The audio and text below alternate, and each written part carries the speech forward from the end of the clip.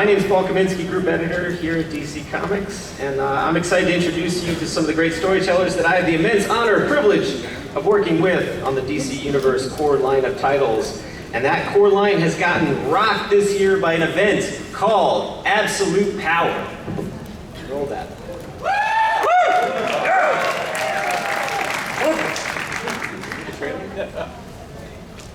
We doing it? Maybe? I could reenact it for you. With creative dance. Well, in absence of the trailer for Absolute Power, why don't I instead offer up the creative team of Absolute Power we have here. Mark Waid, Nicole Mays, Josh Livingston, and Danny Sampson.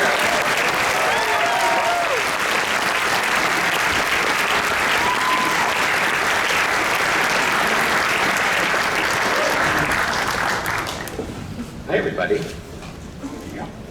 We have any Absolute Power readers in the house? Anybody read that? Yeah, so this is an event that's been many years in the making, and it's going to lead to a lot of great things in the DC Universe, some of which we will be getting into on this panel, and we're going to have a special surprise at the middle of this panel when we talk a little bit more about that. But in the meantime, we'll start with Absolute Power architect and fresh Eisner Award nominee, Mark Waid.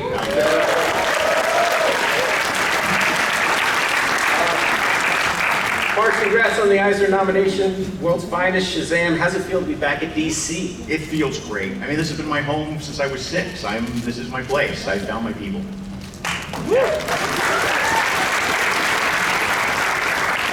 We're working on we're working on not just Absolute Power together, but World's Finest. Yeah. We see the past of our DC characters. We're going to be touching on some elements of the future of DC characters. You know these characters more than anyone else, I would argue, maybe even on the planet. What's it like shaping their destiny in the past, present, and future? It's great. I mean, the nice thing is that the leeway, the creative leeway that I've been given is enough to make me jazzed about every single thing I do. And I'm having the time of my life. I mean, World's Finest alone is just my dream project. And it's been great. So working with these characters in their classic form is great. Working with them in the modern day is really interesting too. And no, I'm having a great time. And yet, you love these characters so much, and yet you're really putting them through the ringer with this Absolute Power thing. You're acting as if you hate them. You hurt the ones you love. That's what the way it works. So what's it like writing an event? So for those of you who don't know, in the event Absolute Power, Amanda Waller has won. Spoiler. But she has finally done the thing that she has threatened to do all these years, which is take these superpowers from the superheroes. Mark, talk to us about writing a superpower event without superpowers. Yeah. It was challenging, but I mean, we're helped by the fact that they're heroes whether or not they've got powers. So the problem that they have is that Waller has, I mean, she hasn't just taken away the powers. She sealed every exit that there is.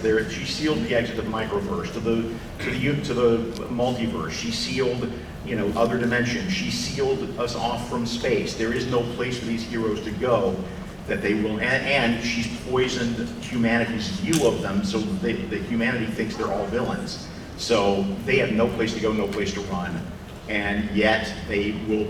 Spoiler alert: they will persevere. Do we want to spoil what the original title for the event was?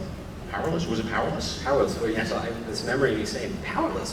But how do you make an event about superheroes interesting without powers and call it power? And I was just thinking about it, and then you said what you just said about the powers don't make the hero. Right. It's about the choices we make and those important things and the choices the characters make. And then I was like, oh, I understand this event now. That's lovely for me. And what's interesting is that they have to make harder choices than they would if they had superpowers. They're forced to make, and there will be some really interesting character revelatory hard choices that you're not expecting in the series. That's right. And the series, as you see on these beautiful covers here, is drawn by the wonderful Dan Mora.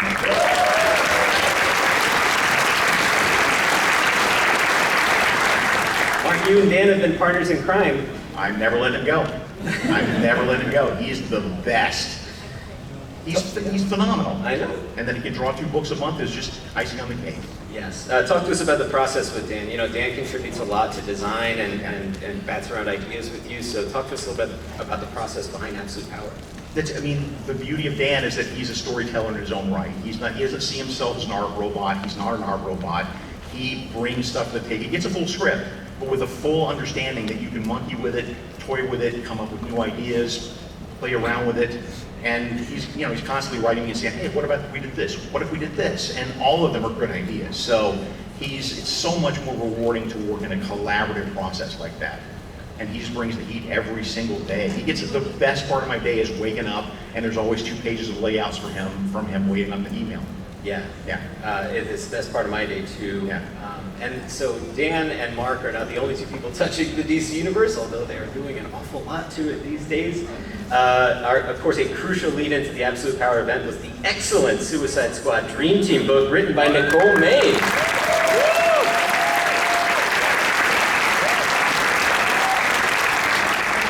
Well, I love that Suicide Squad book so much. It's not just because we worked out together, but I love it so much because he did such a great job. Talk to us a little bit about the Dreamer character, and you've been with Dreamer every step of the way, from TV to comics. What's it been like integrating the Dreamer character into the DCU? I mean, it has been a blessing, and I am thankful every day that DC trusts me enough to sort of shepherd her into this. I was not a writer by trade or by any form of the word. Wait, how did you get so goddamn good in such a short time? Because you're really good. Thank you!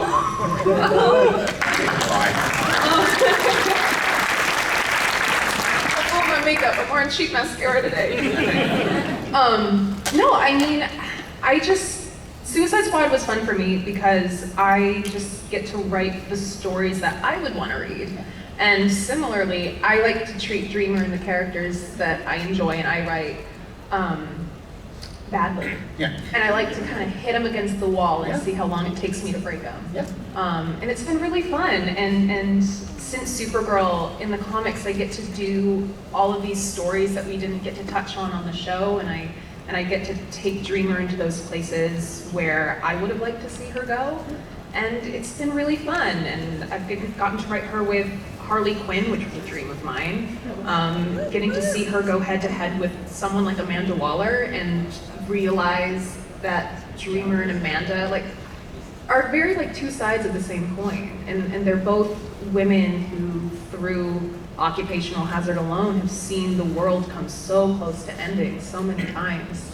But they have just such vastly different approaches to how they should deal with that situation. Yes. Yeah, and speaking of worlds ending, in a little less than 2 weeks, fans are going to see a major Dreamer moment. Yes, they will. In the pages of Absolute Power #2. Now that required some close coordination between yourself and Mark, and I was wondering if, Nicole, you could talk to us a little bit about how the character evolved from where we saw her in Dream Team to where we catch her up in Absolute Power. Yeah, so the way that I always described Dream Team was because we knew by the end of it, Amanda Waller has to come out victorious. So we knew going into it that Dreamer was going to lose. And so it's just 4 issues of her kind of yanking on the chain until finally realizing that that's inevitable and that it's hopeless. And going into Absolute Power is Dreamer realizing that, oh, it is all her fault and she could have prevented this, but she didn't because she's bad. But she's 18, she doesn't know how to use her powers. She's a newcomer and a relative unknown in this massive universe with all of these major players that she doesn't know the context for. She doesn't know where all of the pieces are coming in. All she can do with these vague hallucinations that she has is try to do the right thing. And surprise, surprise, the 18-year-old girl with piles of family trauma and family guilt maybe isn't the person for the job. I should show her my piles. I got all of those kind of piles. But you're saying there's a chance for redemption of her before. I'm sorry. I almost said too much. Please, it's just. No. You don't want to spoil the event, Mark. Don't embarrass I'm no me in front future of people. speaker, but...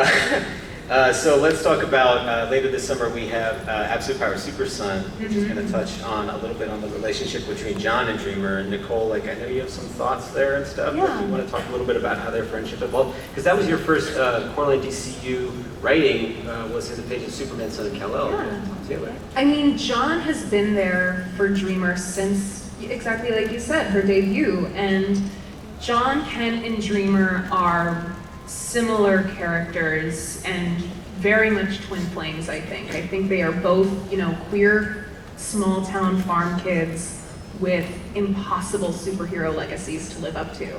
And I think in that regard, they understand each other, and it's something that they've never really had to verbalize to one another. They are always in each other's corner. And John Kent was with Dreamer during the Beast World event right before Absolute Power started. He was there when Amanda Waller knocked on her door and told her, Dreamer, this is a bad idea, she's bad news. But Dreamer didn't have a choice. It was a blackmail situation. And now Super Sons is going to be the first time that they're coming together after everything that's happened to both of them. And hopefully it will be an opportunity for them to offer some amount of grace to each other. Yeah. They have a special bond. They and, do. And speaking of special bonds, Danny, you and Tom King have been hard at work shepherding Wonder Woman this past year.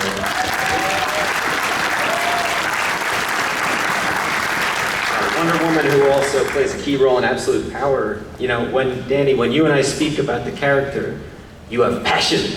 Yeah. And I love how carefully you're crafting that character alongside Tom and of course Tomeo on color. Can you talk to us a little bit about your approach for crafting Wonder Woman and her world? Hello everyone. Sorry, my English, I'll do my best. Wonder Woman was a big challenge for us from the beginning. We knew that this character is more than a character for many people, and we thought a lot about how to portray her in the best way possible. On my side, on the visual part, I was studying her a lot for many weeks before starting the work, and I realized that I wanted to do her like super strong, super tall, big muscles, but at the same time I wanted to show her like super gentle and kind. And that contradiction was super hard to put on the paper, because it feels like if you do her super strong, it's gonna be like angry, I don't know how to say, not kind and gentle, and this between the two sides, it's still a pain when I have to draw her. But after 1 year and a half, I'm getting too used to it. not quite there, but I'm getting better. I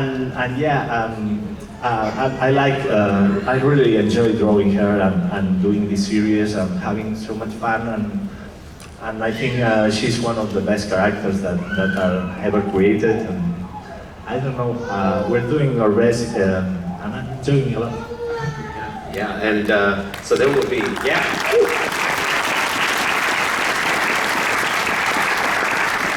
I love that Wonder Woman title. Every time I read the next one, I always message Brittany Holzer, who's the editor on that. I message her and go, how did you do a better one this time around? I don't understand. It's one of the best parts of my job to be able to read those. I love those issues, Danny. Now, Danny is going to be involved in some other things, non-Wonder Woman-y, which we will get to a little bit later in the panel, that involved a certain gentleman sitting to his left, Mr. Josh Williamson, fresh Eisner nominee.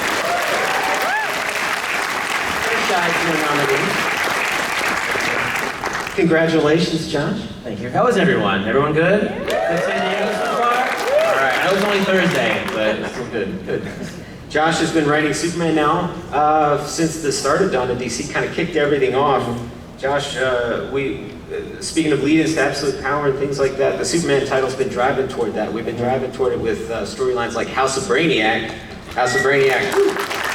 across Superman and Action Comics, which was kind of an attempt to get back to the Triangle era a little bit. Yeah, I'm a big fan of the Triangle era and getting the opportunity to write both Superman and Action at the same time. And we put, instead of the Triangle, we put the little Brainiac 3 things on there to try to emulate that in homage to the Triangle era. Yeah. Yeah, and then a big villain debuted in House of Brainiac, which takes us into Absolute Power, the Brainiac Queen. Talk to us about Brainiac Queen. Yeah, well, I mean, with that, we knew when we started the book off, we really wanted to do a story with Brainiac. Like that was always a big priority for us. And are we showing art up here too? No, just that. Okay. They're showing art to me, and it's not up there, so I'm like, but yeah, we decided It's great. early on. It's great art, you guys. The art's awesome. Yeah, you all can't see it, but we're happy.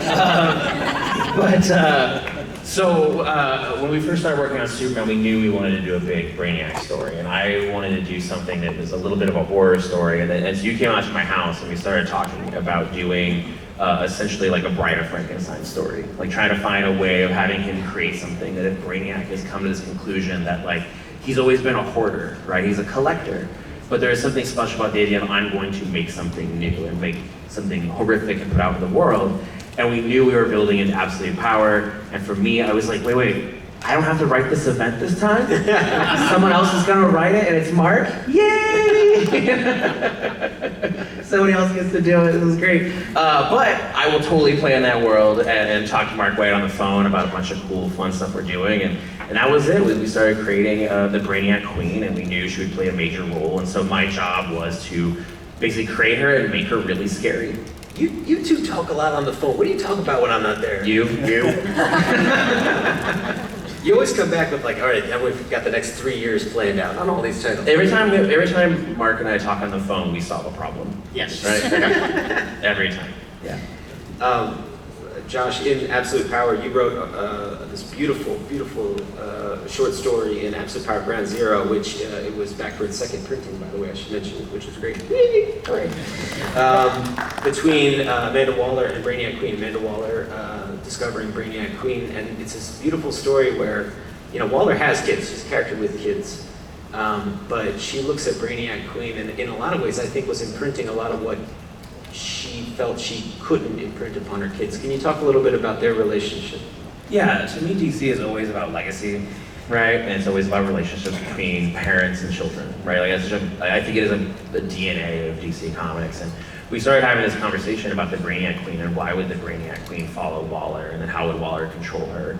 And we started talking about what if Brainiac, almost like Jor-El, sends the Brainiac Queen out, like Brainiac, spoilers, Brainiac is dying and the ship is exploding.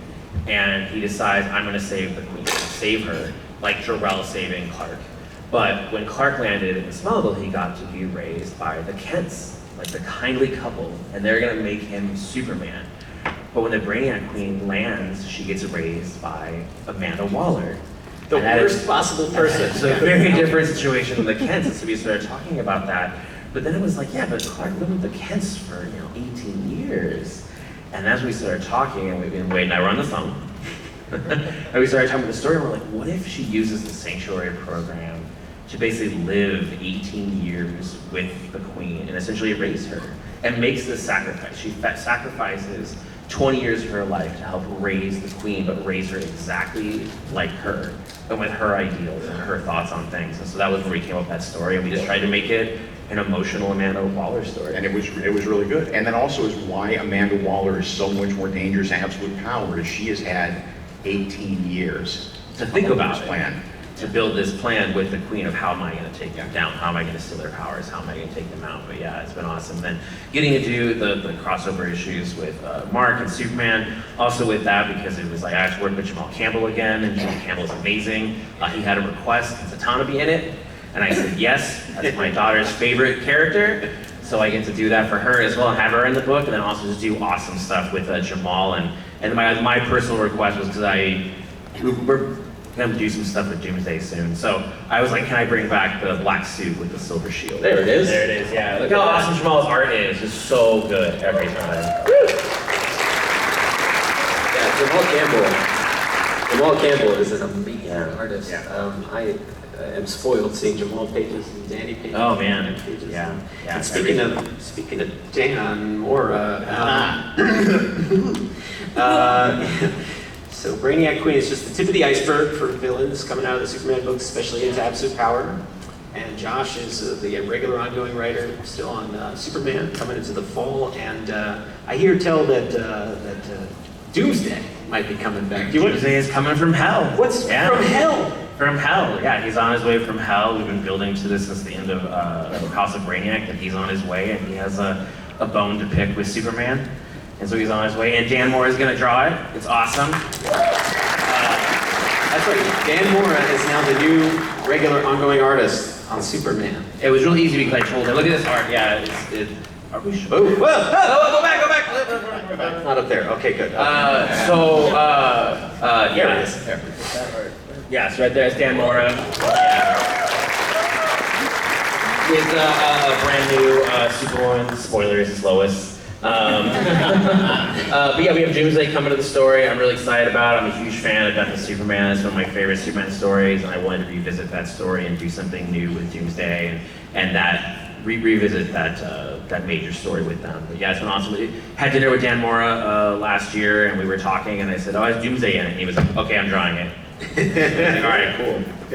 Yeah, and then yeah. So Dan Mora is joining Superman. Mark, did you know about this? What?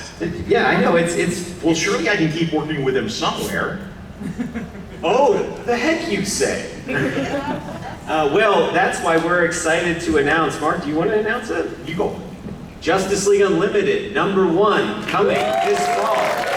Mark Waid, Dan Mora. And the Watchtower's returning. It makes me so happy. We are having such a ball putting this series together. Mark, this series spins directly out of Absolute Power. The heroes, since the days of Dark Crisis, Justice League has been disbanded. They are finally coming back together. Yeah, something specific happens at the end of Absolute Power to make them realize we should have had a Justice League in place all along. They were very lucky. It was a politician that took the powers this time. Next time it could be somebody much larger with teeth or something, you know? So they have to do something to protect themselves. So Justice League Unlimited. Unlimited. Every hero in the DC universe. Who's your favorite DC hero? Quick. Quick, Flash, on the team. Who? On the team. Who's your goal? On the team. On the team. Jonah Hex, no. They're on the team. They're on the team. Ambush back. They're on. All right. But they're on the team. Screw you guys, nobody said Dreamer. Oh. Yeah. You're the only real one. You're the only one in this house I ever respected. Somewhere Marquise is screaming, Firestorm! So big missions, big stories, small stories, you know, and the Watchtower is basically the hub of all superhero activity on Earth. Right. So you'll see anybody and everybody up there. Yeah. Who's that big gray fellow in the middle? He seems dangerous. Seems dangerous. Captain Atom, keep your eyes and ears Yeah. attuned to Captain Atom. Big Captain Atomy things coming, but I don't want to go too much off script. So yeah, here's the Watchtower concepts by Dan Mora. So Dan Mora will be the regular ongoing artist on Superman in the fall and on Justice League Unlimited because he is a monster man who can draw 2 books a month, and he's going to do that. We figured we had to put him on Superman and we had to put him on Justice League. So, well, that's a lot of excitement for the core line here, but Absolute Power is only the first step in establishing a new status quo for the DCU, and here's where we do a cute thing with the panel. So this fall, DC goes all in, a new initiative establishing new directions and jumping on points for our core characters, and a new universe of DC superheroes, which you'll hear more about today and throughout the weekend. In true flip book format, we're now going to flip the panel to my colleague, DC Executive Editor Chris Conroy, and Mark, Nicole, and I are going to lead the stage, and Josh and Danny, you stay right there. And without further ado, take it away, Chris, and thank you, everybody.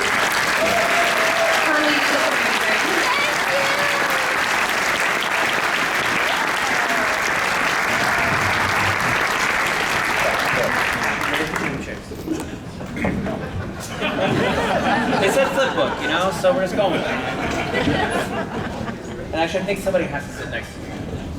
Yes? Yeah. We'll find you a friend, Josh. All right. It's an old friend. Hello, everybody. As Paul said, I am Chris Conroy. I am the executive editor at DC. Lovely to meet you all. And for the last year plus, group editor Katie Kubert, who's here. Katie, you here? Yeah. And I have been off in the lab with the creators we're about to bring up, cooking up the Absolute Universe, which, as you know, is half of the All-In initiative, which begins in the DC All-In special on October 2nd, the same day as Absolute Power number 4. That is going to be an awesome day in the comic shops. You go in, you see an incredible end to that event, and you see the birth of something all new. So, if you saw the first sort of solicitations and announcements about the Absolute Universe, we really didn't say much in them. We did not show you much. And that was because we wanted this room to be the first people who saw more art, story details, more teams. You'll learn new things today. So, to help me do that, I'm going to call up the panelists. Please welcome Scott Snyder.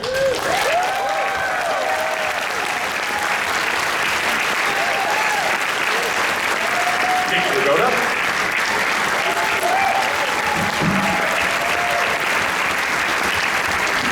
Caitlin Sherman. And Jason Aaron.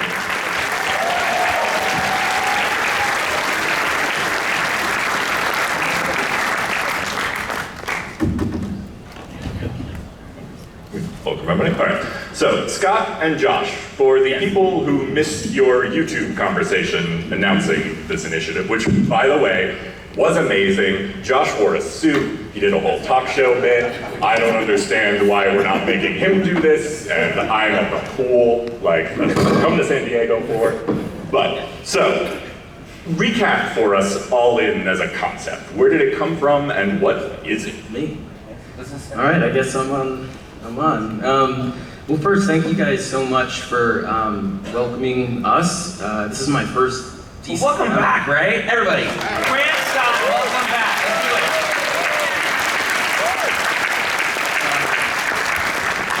it. Yeah, it's my first DC panel in like 5 years, pretty much.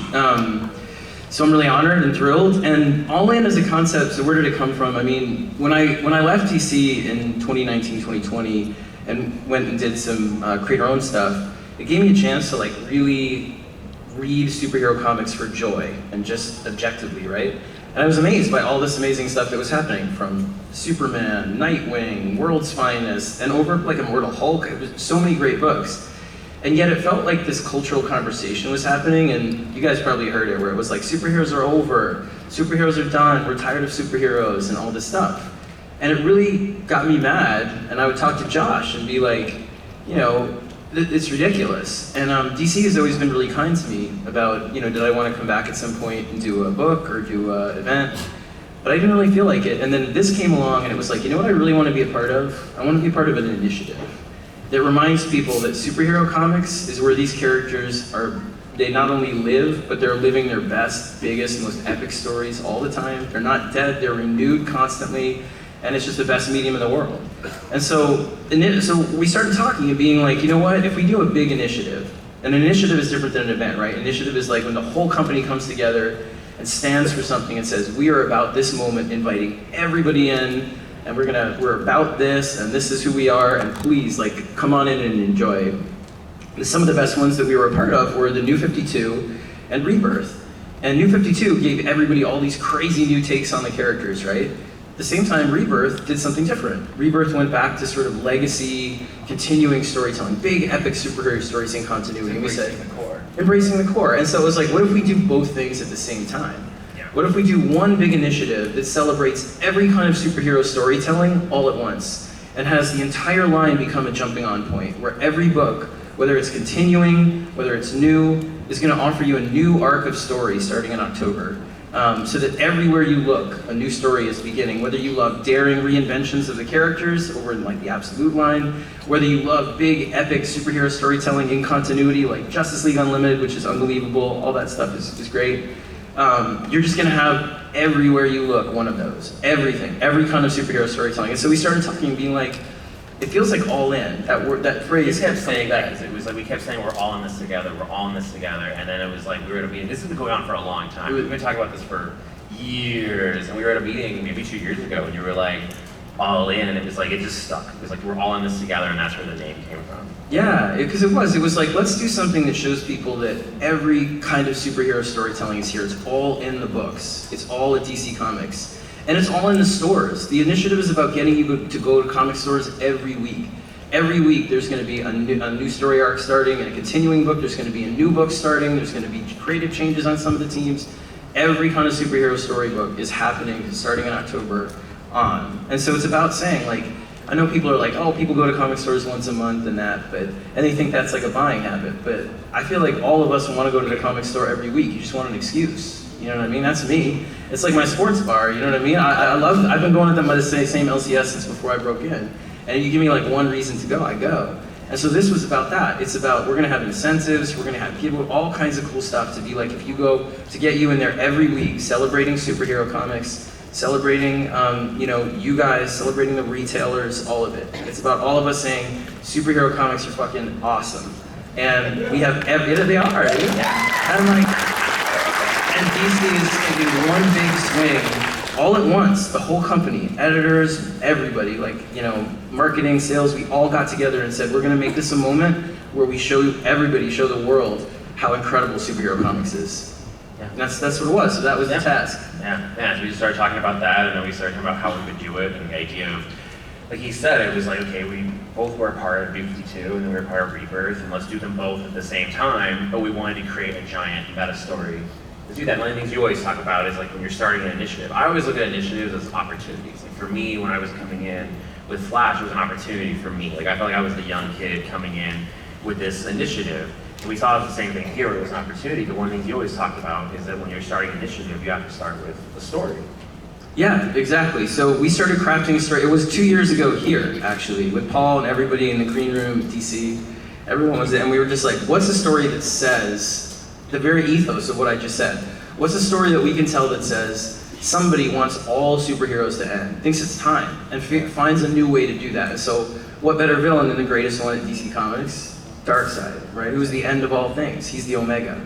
And so we wanted to do a story where essentially Darkseid decides it's just time for it to go, and he finds out a secret. I don't want to give it away. Yeah, we were quick with spoilers. I feel like we're going to spoil some stuff. We had Darkseid's in it. They always give me the hook. Yeah, whenever I start. But we wanted to create a story that's essentially about the heroes needing to find a whole new way of fighting, a whole new way of getting together, a whole new sort of mission statement for themselves that embraces new, that embraces classic, that embraces legacy, that embraces risk.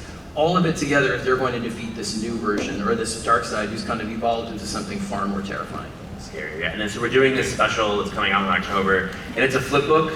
And so That was my very next question, which is, Josh, how does a flip book work? Oh man, it's very complicated, you might find. It's a lot of talks between Scott and I, a lot of whiteboards, and us going through and be like, oh, it's like this, no, it's like this, and a lot of talks of like, I'm doing this on this page, you're doing this on this page, and we went back and forth on it, but essentially it's two stories, and so on the DC side, on what we call the core line side, that side is a story told by Superman, and it's Superman's point of view of what's happening in the DCU, and this optimistic sort of viewpoint of everything that's been happening, and we tease some stories that are coming. But one of the things he talks about a lot, and you can talk about this, is the idea there's two energies. Do you want to talk about that, the two energies? Yeah, sure. Well, so, and what we realized was if we're going to do sort of one story about Superman and how collective and united and robust the DCU is now with this central watchtower, with the Justice League coming back together. It's a moment of everyone coming together and Superman being there to witness this, and so that's that side of the story. It is about Superman and him, but the other side of the story is all from Darkseid's point of view. And what happens is during Absolute Power, Darkseid realizes something at a critical moment in the story, in the event itself. And he realizes something has always been hidden from him about the anti-life equation, about himself, and should he find this thing, he could become something that really could achieve his goal. Instead of fighting the same way over and over again, this time he can fight them for real and end them once and for all. So if you read it like this, to answer your question on the flip book work, if you are reading it this way, you're gonna get the Superman side, but literally if you flip it and you read it this way, you get the dark side, and then maybe they meet in the middle, maybe they don't. I guess you gotta see what happens. And then the Superman side is done by my good friend over here, Daniel Sampere, who also did this awesome cover with the buffest Batman ever. It's really, I love his thick Batman, but designed by our guy over here, by Jagata. But yeah, so Danny did that side, and you know, Danny and I worked together a lot. We worked on Dark Crisis together 2 years ago, and with that book, I would always give him, you know, about 52 characters to draw every page. And so for the last 2 years, he was drawing Wonder Woman, and you know, it's Wonder Woman in the snow. Yeah. And then so Danny starts working with me again, and immediately I'm like, here's 52 characters to draw on every page. Yeah. Yeah, Danny, is there anything you want to say to Josh about making you do that in front of all these people? Yeah. Why? Why you do this to me? I wrote, this is the thing that I was like going back to Dark Crisis, where every script would begin with, I'm sorry. Because it was like, you're gonna have to draw every character in the DCU multiple times in this issue. Yeah, actually, this was fun because after Dark Crisis, I was like, I'm not gonna do this never again. I swear, I'm out. I was like super chilling in Wonder Woman. I am in Wonder Woman still. And I knew, I heard about this special issue that it's gonna be everyone there, and that it's gonna be super exciting, and I heard about it, and I was like, oh, poor guy, the artist that is gonna draw this. Lucky for me, I'm just chilling in Wonder Woman, you know? A few days later, they asked me to do it, and I was like, oh boy, here we go again, okay. I don't know, but I can help myself. I enjoy it. It's hard, but I enjoy it because I love these characters, and it's like, okay, bring them all, I'm gonna draw them. One of the big things. So out of all those hundreds of characters, is there somebody in this book that you want to draw everybody's attention to in a this is important way? Oh yeah, I'm enjoying Booster Gold a lot. Booster plays a big role. Yeah, and then one of the biggest things that comes out of this special is the creation of the Absolute Universe. Hell yeah. Yeah. Let's get into it. Absolute Batman. Scott Snyder, Victor Dragoga. So, Scott, you have done a ton of all-time classic Batman stories. What is it about Absolute Batman that is totally different from this? I mean, he's way bigger. People keep writing me being like, the Batman who lifts. He does. But look, the truth is, when we decided to do the initiative, and we planned out, we would make this new universe, and it would be collective, where we'd invite in creators to do wild takes they're passionate about on these characters, and the rule was basically like, do something badass. Just make them yours. Make them something that you think feels on fire right now in the best way, and tell an epic story. Batman was the one that I would explain a proof of concept, where I had this idea about how to do Batman. How to kind of take everything away from him from the beginning, not he loses his money or any of that stuff, but if Batman is sort of the order and the system and that kind of stuff, and his villains are usually like chaos and anarchy, what if in this world, like, he's chaos, he's anarchy, he's the monkey wrench, he's this kind of primal force for change and all this kind of stuff in a crazy way. And so I would use it to pitch, and as the books started to get populated and we started to have creators in, Batman was the only one, it was one of the only ones left. And I was really like, there's no way. I kept telling Chris, I was like, I can't do Batman, I've done too much Batman, I can't do Batman, but I loved it, and I was like, And it was James Tynion that called me up one night, and he was just like, you know you gotta do it. And I was like, no, I can't do it. And he was like, you gotta, just take, if the thing is called All In, that's the scariest thing to use, to go back and try and do a new story with Batman that could stand up against the other work that you've done. And so that was the challenge, it really was. You all just saw the Frenchie, right? I love that he's like reading his book with like giant flexing arm there. Not everything on that made it into the book though. I just love it. But anyway, and so I was like, all right, I'm gonna do it. And I honestly, I'm so deeply proud of this book. I really am. I look at it every night, and We've been working on it for over a year, and it's an ongoing. We're there for years. Like, I'm not going off this book. Like, it is not a mini-series or anything like that. It is a top-to-bottom reinvention, so it's not just that kind of basic concept I told you. It's everything is surprising, everything will be new, but it's true to core. He's Batman, he's Bruce, and he's coming for you. He's just, I love it so much. So thank you again for giving me a chance to do it. I really can't wait for you to see it. This guy's just on fire on it. It really is. Nick, how are you and Scott working together? How are you breaking this out? Well, like Scott called me one day out of the blue, and he was saying there's going to be this new DC universe, new characters, old characters, but new origins. And he went through Batman, Superman, Wonder Woman, like just kind of what was going to happen. And when he told me the Batman idea, he then moved on to Superman, then Wonder Woman, and I just kept thinking about the Batman idea, and I was like, this idea is insane. There's no way you're going to be able to. And I said, Scott, and he was like, so I'm asking you, would you like to be a part? And I'm like, if you write Batman, I'm in right now. I dropped everything I was doing. And that was probably over a year ago. And we started cooking up these insane ideas. I fully believe this. You guys have no idea what this book is. And it is awesome. I've never been, I mean, because it was scary because there's a real responsibility in my opinion to do Batman. It is a character for me. Dark Knight Returns, Batman Year One, Batman Judge Dredd. I mean, when these came out in the 90s or 80s and the 90s, for me as a reader, it was so important. It probably led to me becoming a comic artist. The storytelling, the emotion. So I feel a real responsibility to deliver a Batman that everyone likes and loves, and it's not just some wild take and, you know, this is us just pissing on a page. Like, this is, at its core, it's got real emotion, and I love these characters. The villains, I mean, it's awesome. I love it.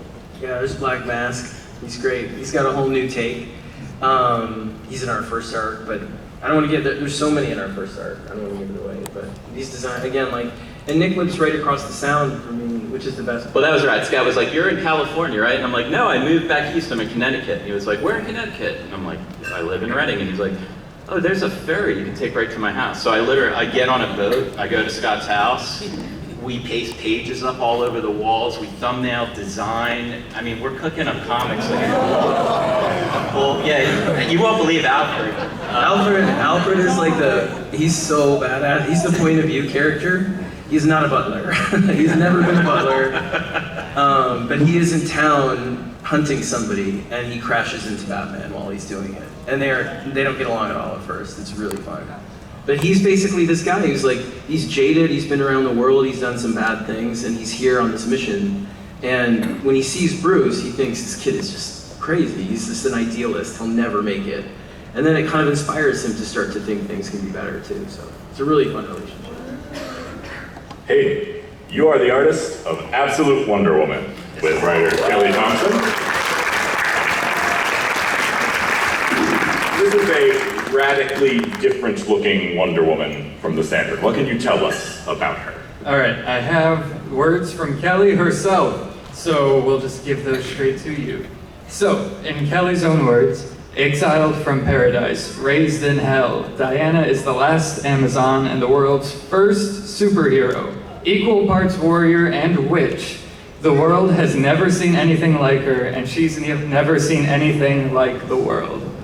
So this is Wonder Woman at her core. She is the living, loving embodiment of love and kindness and strength that we know and love about Wonder Woman, but she comes from a different set of circumstances, a different status quo, but somehow fundamentally that hasn't changed who she is, because you can't change. She's a Wonder Woman. Like, she's going to continue to be who she is regardless where she comes from. And that's what we really get to explore in this.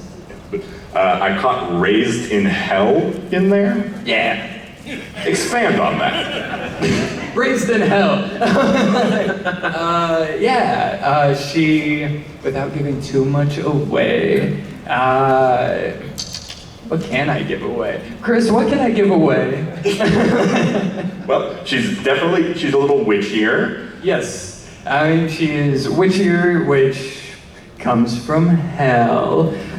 She's armed to the teeth in a way that we haven't seen before. And that's another thing that we want to like, I don't know, the design and designing her visually, which I can speak to with much more confidence. She is like, there's like lava running under rocks is what I was thinking of with her visual presentation. She is fire underneath and then molten, like this solidified core on top. So I feel like a lot of that permeates her character. Warmth underneath and with this cool exterior. And I just feel honor-bound to point out, she rides a giant black metal skeleton winged horse. This is true. That's also true. Jason, you and Rafa Sandoval are taking over Absolute Superman.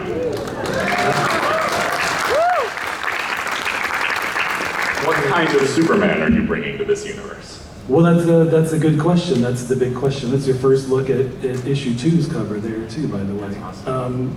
You know, I mean, I think when sort of like Nick said, I got a call from Scott like a year ago, and we started talking about what this Absolute Universe could be, and I was very much not looking to sign on for an ongoing book. I was like, I mean, I'm the new guy here. I'm the guy who just started writing for DC for the first time in 20 years, and I'm like, well, let me do a little Batman miniseries and some issues of Action Comics. And then Scott and I started talking, and pretty quickly I was like, oh yeah, I want to be a part of this, and I really, really want to do Superman.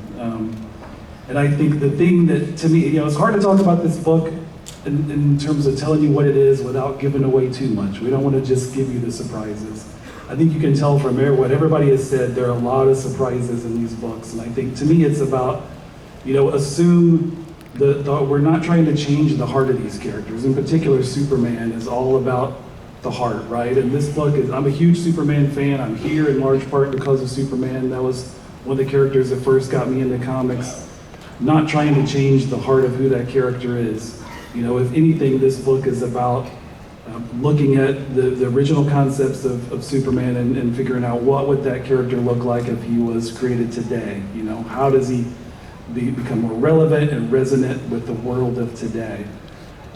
Beyond that, assume everything you think you know about these characters and their worlds can be different. I mean, with Superman, I'll tell you, spoilers, Krypton explodes, but other than that, assume anything can change, right? The characters you know are not going to be where you think they are. And these heroes in particular are alone and isolated and more in danger than I think we're used to seeing. You know, you look at everything like Mark Waid's doing with Justice League Unlimited, which looks amazing. And you know, the other universe is all about legacy and connection between those characters. This one, these guys are all on their own, you know, like we're not throwing Superman and Batman and Wonder Woman together right out of the gate. Like, these characters have to really fend for themselves, and Superman really more than anybody, of his life and history is not what you think it should be. You know, things didn't work out the way they were supposed to work out. And that's left him a little bit angrier, more isolated, you know, pretty sexy if you ask me, like it's just Superman. And really everything you see in that image has significance. Like, it was not just about let's design a cute, cool costume for Superman like that.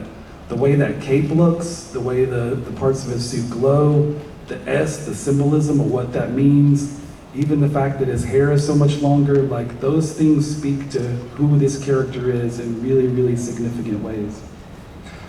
What can you tease about what he's up against in the first arc? You know, when we showed that #2 cover, which hasn't been shown anywhere yet, there were some very familiar looking helmets. Yeah, those are peacemakers, a lot of peacemakers. I don't know, can you read that sign that's at the bottom? I mean, you know, I don't think I'll say more than that. I will say one thing, like, you know, this story does not open in Metropolis, it does not open in Kansas, this opens in Brazil, different location. Superman is in a completely different environment, facing a different challenge than he's faced before. There will be characters and connections to past Superman mythos, but again, just everything can feel very, very new and a crazy new challenge for this guy to face. Now, it's possible that somebody is going to correct me on this on the internet when they do the deep dive, but as of this moment, we believe you are the first ongoing Superman writer from Kansas. I believe that is true, yeah. The archetypal Kansas character. What are you bringing to the book in that sense? Well, clearly that part of it is very important to me. I mean, I've lived in Kansas now for 24 years. So even though I say, I mean, you can assume kind of what we teased about this character, his upbringing and history on Earth did not go as what we're used to, right? Like, assume that.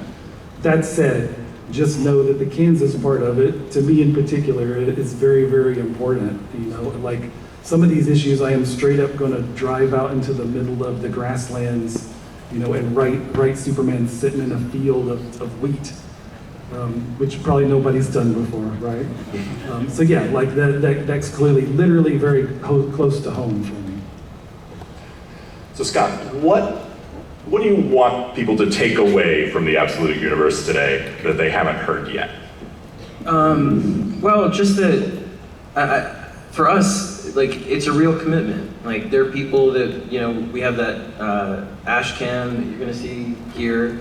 There are a bunch of creators that we really believe in and just feel like, look, we're gonna do these books and we're gonna make them ongoing. You know, Superman, Batman, Wonder Woman, we're committed to them. It's not like a mini-series thing that goes away. And we want you to feel like the love of these characters is there on every page. Like, it is Bruce Wayne through and through. It's everything I've ever loved about that character in one place. But things are so tough on him, he has to just shine brighter and be even better and bigger. And all of it at once in such a way that it's the best, for me, Batman story I could tell right now. I love it. And that's what we asked everybody in the Absolute Universe. Just tell your favorite story ever of this character, and no holds barred. You can change what you change as long as the core is true. You can't change who they are at core. But outside of that, everything else is fair game. And I'm just so proud to stand next to the creators that have done these books, and to be one book among them in that way, it's just a thrill. So I'm deeply, deeply grateful to DC for letting us do it, and to everybody involved. It's just been a joy to get to watch them come up with such amazing stuff with you and everybody in editorial. I'm gonna do one last lightning round surprise question for the artists. Nick, what is your favorite thing you've drawn in the book so far? The Batman fight scene. Yeah. Yeah, it went from 6 pages to 10 to 12. I mean, it's epic. It's epic. He fights a lot. Yeah. Which, sidebar, you're gonna see in a second. Danny, what's your favorite thing you've drawn in the special so far? Superman, I think. I don't know, but I was thinking about this the other day while I was working, and there's something still special for me every time I draw Superman. It's like, I don't know how to describe it. The idea of I'm drawing Superman still comes to my mind when I'm working sometimes. It's super special for me. And Hayden, in Wonder Woman. We've got a scene where Wonder Woman charges in on the bespoke black skeletal Pegasus, and just getting to draw that image, every time I get to draw a panel of that, very good. Makes me very happy. Kelly has told me she promises the Pegasus won't be in every single page. I will go easy on you, Hayden, but I have told Kelly I will probably put that Pegasus in every single page because it looks so cool. And while focusing on the artist, I do want to say I'm sitting next to like the premier Wonder Woman artist of like the current state. And I'm so happy that I get to make Wonder Woman comics alongside you, and you so define like this classic Wonder Woman as we know her. Like as I envision a Wonder Woman now, I envision your drawing, and it's wonderful to make a Wonder Woman that's kind of in conversation with that. If I can say. I appreciate it. Thank you so much. And I have to say that I had a lot of fun drawing your design and your version of Wonder Woman on the cover. It was like a super badass version. And I'm sure you're gonna do great. Thank you.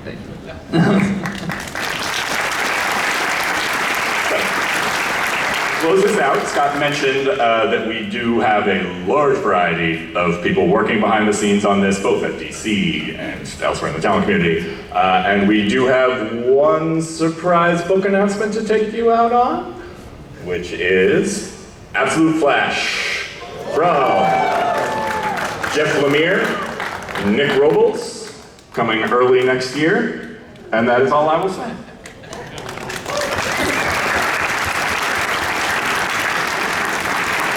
we also sincerely want to thank all of you for taking the time and investing in this and coming to this panel. We know